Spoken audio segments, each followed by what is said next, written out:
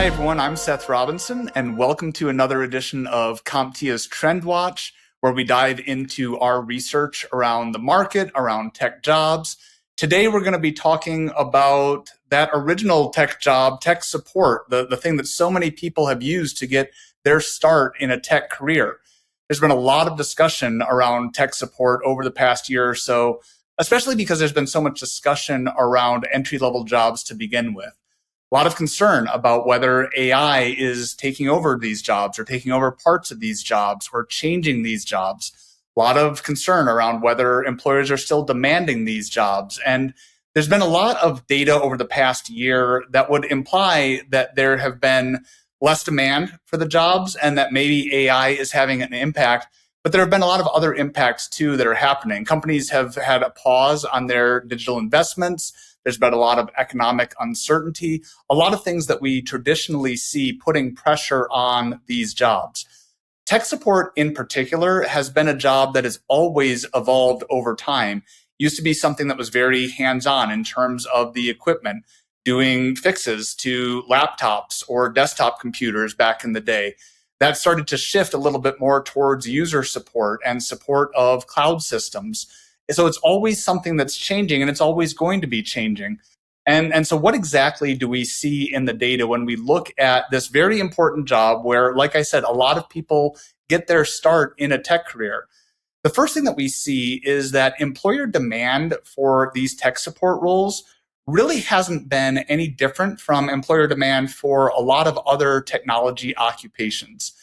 There was a big decline in demand between 2022 and 2023, a period of time that almost looks like it lines up with AI's arrival, especially generative AI, but it actually lines up a little too perfectly. A lot of the decline started before ChatGPT was launched, and that decline takes place in a time period where companies wouldn't have really been able to establish an AI strategy or an AI infrastructure to the point where it would have impacted jobs. So we think that there are some other factors driving that decline.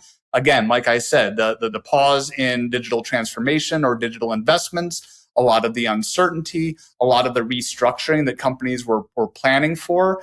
And now we've started to see those jobs rising again, job postings rising again. And for tech support in 2026, we've seen job postings rise by over 20%. So there is still healthy demand from employers out there. And we also see in our own data that employers are expecting to still use this as a part of their overall technology strategy. In our IT industry outlook at the end of last year, 83% of the companies that we surveyed said that they're expecting to grow their tech support skills even as the workforce is becoming more digitally enabled, rather than decrease the amount of tech support they have. They need that function to become a little bit higher level and solving deeper and more complex problems.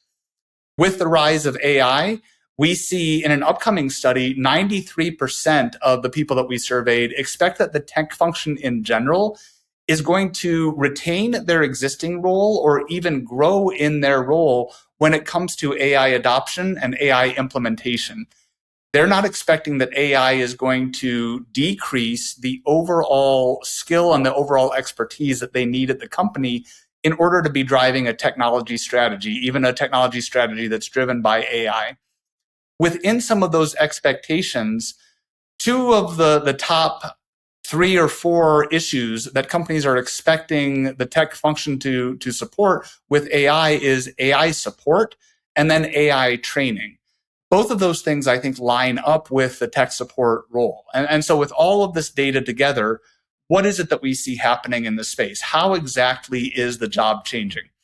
I think there are 3 big things that are causing the tech support role to evolve in this current time that we're in.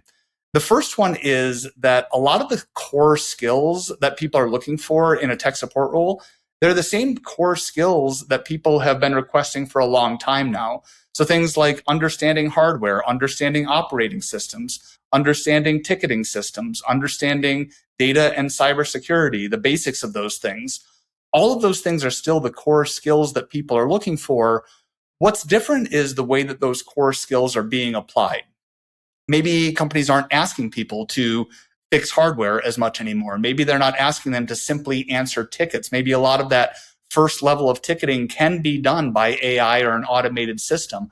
What they're asking them to do now is look for more patterns in the data and come up with solutions that would be a little bit more proactive instead of just being responsive. People are asking for different tasks to be done with the skills, but those core skills are still the same. That foundation is still what's needed in order for someone to be successful.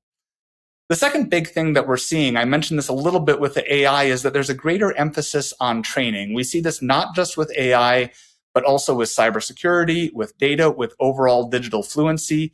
Companies are looking to have some kind of internal training mechanism. They tend to be looking at the IT function to provide some of that training because the IT function is where the skills and expertise and knowledge reside. But the IT function has never really had training as part of their core competency. And so as that's building up, that tends to be trickling down to the tech support level. Tech support, in addition to supporting user requests, is also increasingly being asked to support user education. And then the final thing that we see shifting here is that the breadth of skills is really important because companies are not just using tech support to move into infrastructure roles anymore. That was the traditional pathway. And infrastructure was really where the bulk of IT work was being done. But now that companies are expanding into different job families, not just infrastructure, but software development or data or cybersecurity, they're starting to use tech support more and more as a feeder into any one of the specializations in those job families. And so that really drives a demand for a strong breadth of skill and then some depth in each of those areas for tech support so that they can begin to specialize on a certain pathway and eventually become that mid-career expertise that companies are the most hungry for. So with all of the concern and questions about tech support, we still see strong demand out there. We see a changing landscape, but we still see a great need for building those core skills. We're obviously going to keep an eye on the tech support role, along with many of the other roles in our taxonomy as things continue to shift. But for now, that's all. And I'd encourage you to check out our research on CompTIA.org, and I will see you on the next episode of TrendWatch.